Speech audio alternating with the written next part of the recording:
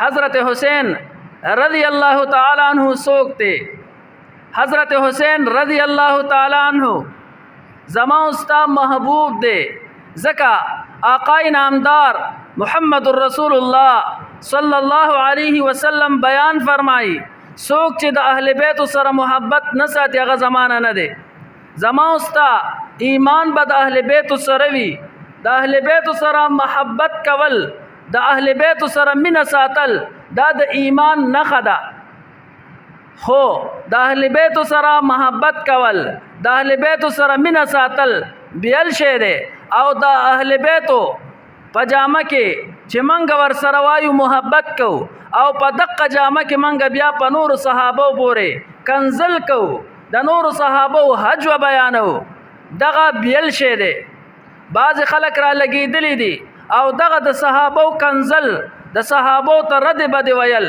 دغه د اهل بیت سره محبت ګرځولې دي حضراتو حضرت حسین رضی الله تعالی عنہ هغه شخصیت ته چلا پیدا نه دی د حضرت عباس رضی اللہ تعالی عنہ بی بی رال ام فضل آقای نامدار محمد الرسول اللہ صلی اللہ علیہ وسلم توئی ما خوب لیدلې دے او ډیر خطرناک خوب می لیدلې دے رسول اللہ مبارک ورته فرمایل سو خوب دی لیدلې دے ام فضل ورتوي آقای نامدار محمد الرسول اللہ صلی اللہ علیہ وسلم ما ډیر خطرناک خوب لیدلې دے خوب می داسې لیدلې دے چې د فاطمه الزهرا رضی اللہ تعالی عنها د جسم نه غوخه را پریوتله او هغه غوخه ستاسو په غیږ کې را پریوتله آقای نامدار محمد الرسول اللہ صلی اللہ علیہ وسلم ورته بیان فرمائی وی خوب خطرناک نه دی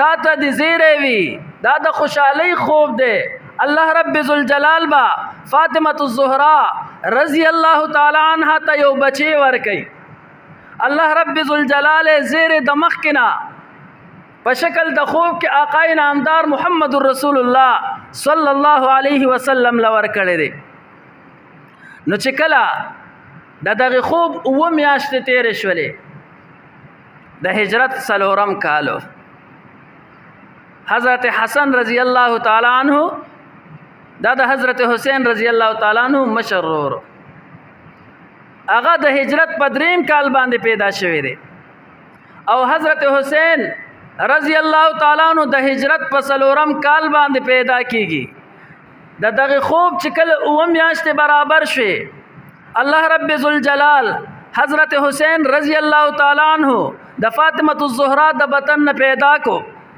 آقای نامدار محمد الرسول اللہ صلی اللہ علیہ وسلم چې کله د فاطمه الزهرا رضی اللہ تعالی عنہ کور ته راغی او وی قتل نو ام فضل د حضرت عباس رضی اللہ تعالی عنہ بی بی ناسته ده چې د آقای نامدار محمد الرسول اللہ صلی اللہ علیہ وسلم چاچی ده ام فضل دغه حسین رضی اللہ تعالی عنہ راواغستو او دا رسول اللہ مبارک په غیږ کې خودو آقای نامدار محمد الرسول اللہ صلی اللہ علیہ وسلم ورته فرمای ام فضل دا هغه خوب دی چې تا اوه میاشتې مخکې لیدلی و الله رب ذوالجلال هغه خوب رښتیا کو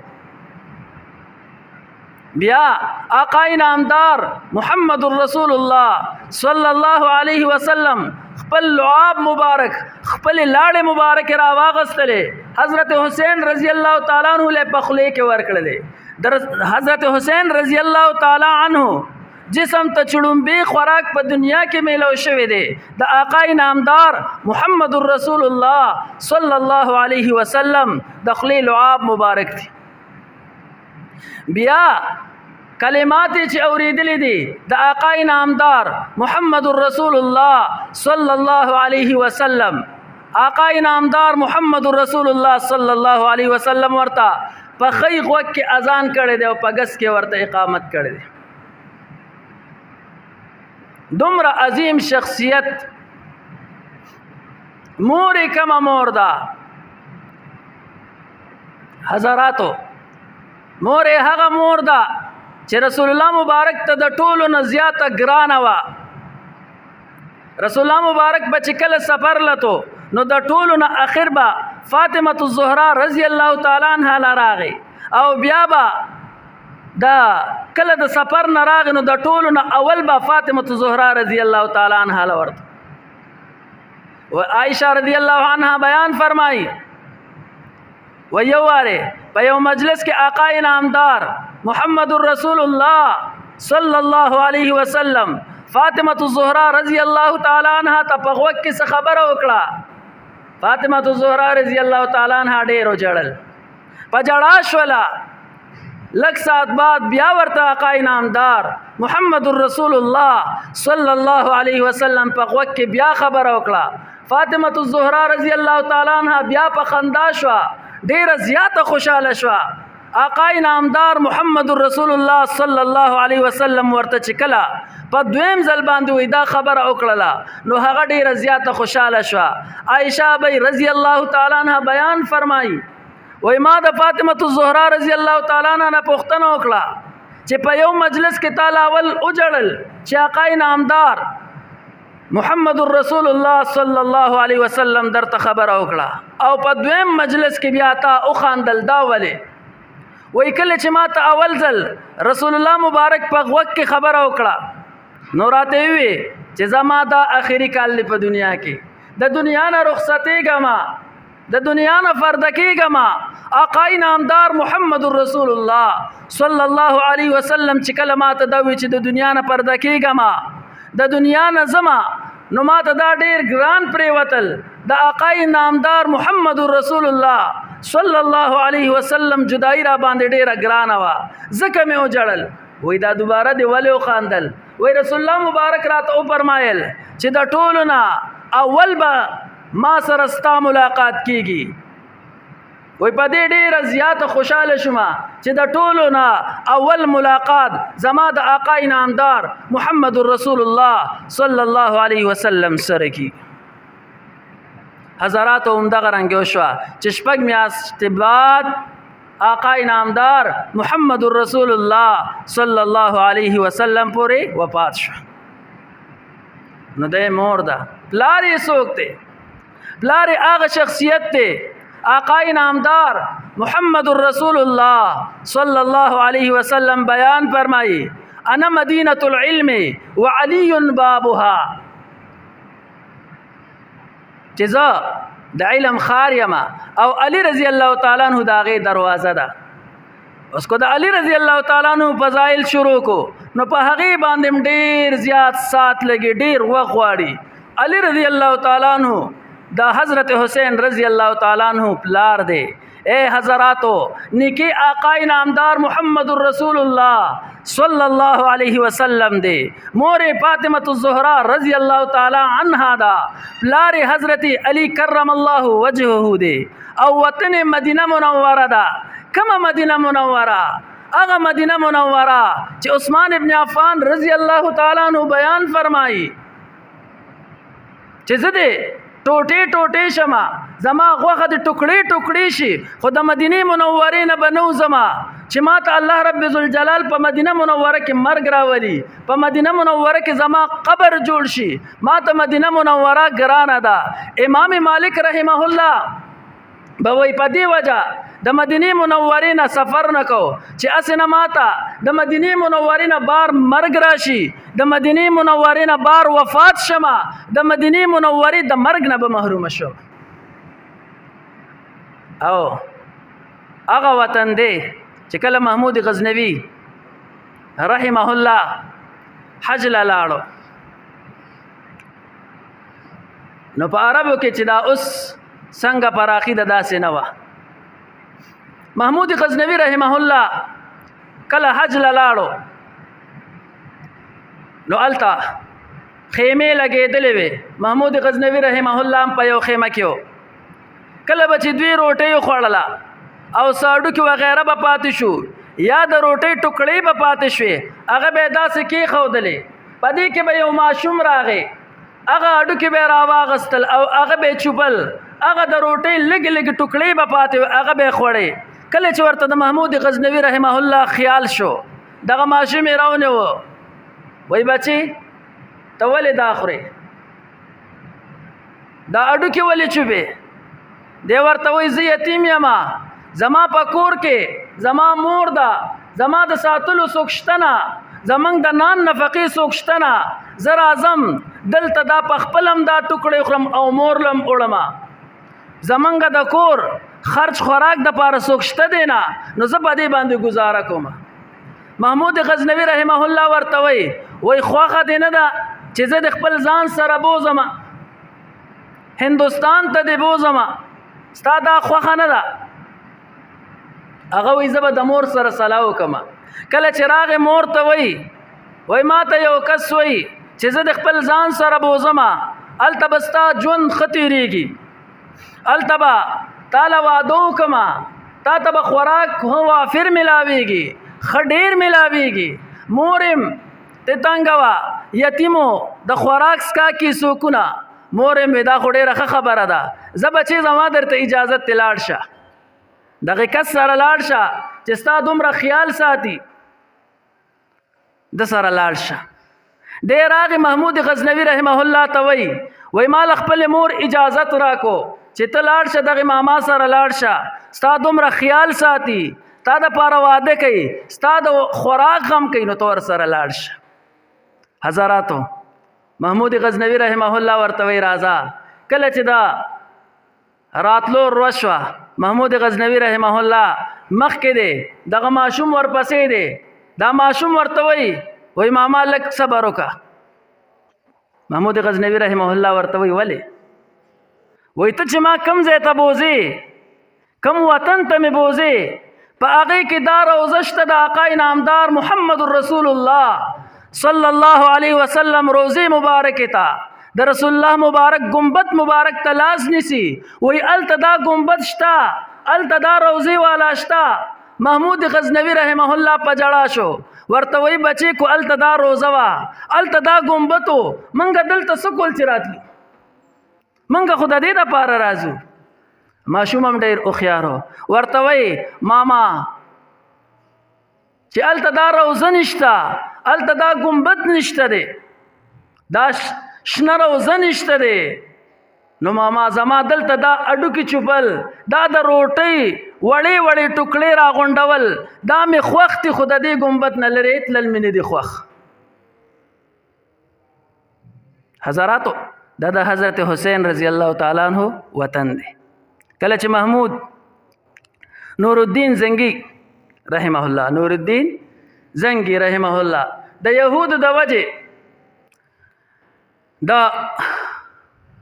آقا انعامدار محمد رسول الله صلی الله علیه وسلم د روضې مبارک نه آبادی جوړه کړله دا یهود خو زمونږ ازلي دشمنان دي راغلي او د رسول الله مبارک جسم مبارک د دغه ځای نه تختو خو دوی ته دا پته نه وه چې دا خاتم المرسلین دی افضل الرسول دی او راتلل د رسول الله مبارک جسم یې وړلو مفصل واقعه دا بیا چرته بیان کو نو نور الدین زنگی رحمه الله د روضې نه آبادی جوړه کړله او ګنبد یې پې جوړ کو چې کله ګنبد جوړ شو نو دغلته خو داسې آبادیانې وې نه چې لا اوس څنګه دي دا بلډینګونه خو نه نو مشرق طرف ته او مغرب طرف ته یو دوه صفره وه یو دوه جونګړې وې او داسې یو طرف ته بل طرف ته هم څو جونګړې وې نو د دې نورو جونګړو چې کوم قیمت و مثال په طور 10 روپۍ یا 20 روپۍ نو د دغې دوه جونګړو قیمت چې دی وایي په هغې دور کې 10 لکه و علامه ابن حجر رحمه الله وایي د وخت حاکمان را ولګېدل او دغه جونګړو والا ته وویل چې دا به درنه موږ په 10 لکه واخلو د دې نه به هم درنه زیات واخلو دا موږ له راکړئ هغوی انکار وکړو نه موږ دا نه خرڅو علامه ابن حجر رحمه الله بیان فرمایي وایي دا ولې وایي کله به چې نور راختلو نو په یو جونګړه باندې به د ګنبد سوری بیا به چې پرېوتو په بله جونګړه باندې به د ګنبد سوری د دغې سوري د برکته د دغې سوري د وجې هغه جونګړه هغوی په 10 لکه نه خرڅولې چې د ګنبد خضرا د سوري نه به محرومه شو حضراتو دغه وطن د حضرت حسین رضی الله تعالی عنہ د ماشومتوب وطن دی. دغه وطن د حسین رضی الله تعالی عنہ د ظلمیتوب وطن دی. حضراتو حضرت حسین رضی الله تعالی عنہ ته په دې میاشت کې الله رب ذوالجلال شهادت ورکړي یوم العاشوراء. اوس دا شهادت ولې میلاو شو؟ نو د بخاری شریف حدیث ته دا رسول الله مبارک د مخ کې نه ویلي دي، امت ته د مخ کې نه دا خبر ورکړو هلاکت امتی علی اید غلمة من قریش. رسول الله مبارک بیان فرمایي د بخاری شریف حدیث ته چې زما امت په هلاکیږي په لاسونو د الکانو د قریشو، چې هغه یزید ابن معاویه، عبدالله ابن زیاد، هغه تی مراد. نو حضرت حسین رضی الله تعالی عنہ د څه دپاره کربلا ته راغی؟ حکومت دپاره راغلی؟ نه، د حکومت دپاره نه راغلی. حکومت خو هغه ټیم ختم شوی و، حکومت خو هغه ټیم معاویه رضی الله تعالی عنہ ته میلاو شوی و. کله چې حضرت حسن رضی الله تعالی عنہ راولګېدو، روغ یې وکړه د معاویه رضی الله تعالی عنہ سره، حکومت دپاره نه راوته. خو چې کله د معاویه رضی الله تعالی عنہ زوی یزید بادشاه شو، او یزید په سنتو د رسول الله مبارک باندې نه چلیدو، په ګناهونو کې مبتلا شو، په معاصیو کې مبتلا شو. حضرت حسین رضی الله تعالی عنہ ته دا ناګوار او ناخوښه وګرځېدل چې زما د نیکه سنت پرېښودلی شي او ګناهونه اختیار شي، او هغه هم د وي امیر المؤمنین. نو په خپله لاول نو راغلی مسلم ابن عقیل رضی الله تعالی عنہ چې دی د تره زوی و، د عقیل رضی الله تعالی عنہ زوی و، هغه یې راولېږلو کوفې ته. چې کله دی راغی لاول ورسره خلک ښه میلو شو. د کوفې خلک داسې خلک وو منافقتوب کې مبتلا وو، ټول خلک ورسره ودرېدل. خو گورنر عبیدالله ابن زیاد هغه ته چې پته ولګېده چې مسلم ابن عقیل راغلی دی، نو زر یې ځان کوفې ته راورسو. چې کوفې ته راغی ټول خلک د مسلم ابن عقیل رضی الله تعالی عنہ نه لاړل. کم خلکو چې ورسره بیعتونه کړي وو په زرګونو خلکو، هغه ټول تتر بتر شو. یو څو کسان یا یوازې دی پاتې شو، او د یو بوډۍ کور کې بیا دی شهید کړی شو ډېر په تکلیف سره. حضرت حسین رضی الله تعالی عنہ ته چې پته ولګېدله، نو خپل اهل و عیال او ټول قام قبیلې ته وی چې نه ځو، د کوفې خلک منافقان دي، مسلم ابن عقیل یې شهید کو. خو د مسلم ابن عقیل اهل و عیال وی چې نه، منګه به د خپل کس بدل اخلو، زو به خامخا به کوفې ته ځو. د هغې ځای نه را روان شو او لا کوفې ته را رسېدلی نو. د کربلا په صحرا کې حضرت حسین رضی الله تعالی عنہ نه محاصره وشوله، عبیدالله ابن زیاد ته محاصره وکړله، او دومره په تکلیف سره هغوی ته بیا شهادتونه میلو شوي دي. اول علی اکبر دا د حضرت حسین رضی الله تعالی عنہ زیو، هغه شهید شو. بیا علی اصغر دا د حضرت حسین رضی الله تعالی عنہ زیو، هغه هم شهید شو. او بیا نور ډیر شهادتونو نه بعد حضرت حسین رضی الله تعالی عنہ ته شهادت میلو شو.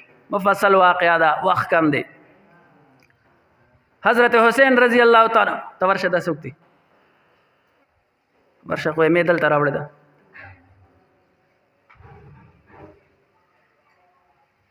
حضرت حسین رضی الله تعالی عنہ چې کله شهید شو، نو د حضرت حسین رضی الله تعالی عنہ سر راوړلی شو.